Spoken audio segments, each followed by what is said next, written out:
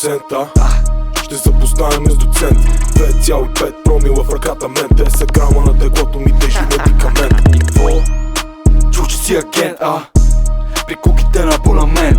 5,5 за тебе си е процента. Не знам дали си струва да изгърви контингент. Така ли ми се струва или парите ще ми връщат, като някой ги натисне, що към мене се обръщат. Само да ви кажа, ните ви са сме ви кръщат. Нека да се прата гангстери, поне като завърша. Ма стой, не живееш ли още с вашите? Язък имаш сърце, като в очите си изплашен. Страхте от затвор, затова съдействаш за домашен. Имате проблеми с мен, затова проблема ви е стомашен. Войната няма край, защото ти сложих запетайка. В рап и дусевта ме знаят като малката от байка. Толкова изпусна, сякаш няма майка.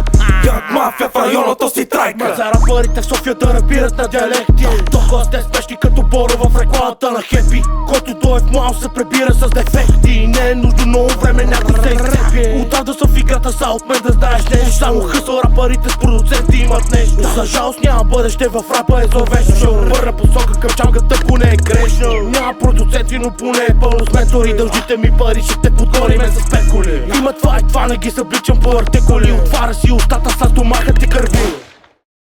И какво? Ти си продуцент, ще запознаем с доцент.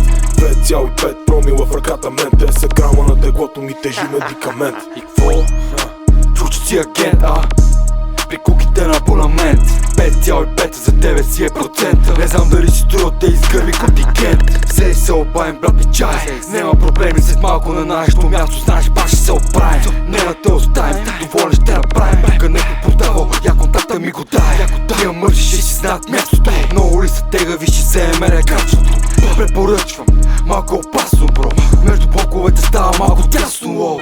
Събуждам се и свивам, между куки маневрирам. Що съм бил на тях, левитирам. Парите идвам да си взимам. Приготвяй ги, че в устата на жена ти го паркирам. И какво? Чух, че си агент, при куките на абонамент. 5,5 за тебе си е процента. Не знам дали си струва да изгърви контингент. И какво? Ти си продуцент, ще запознаем с доцент. 2,5 промила в ръката мен. 10 грама на теглото ми тежи медикамент.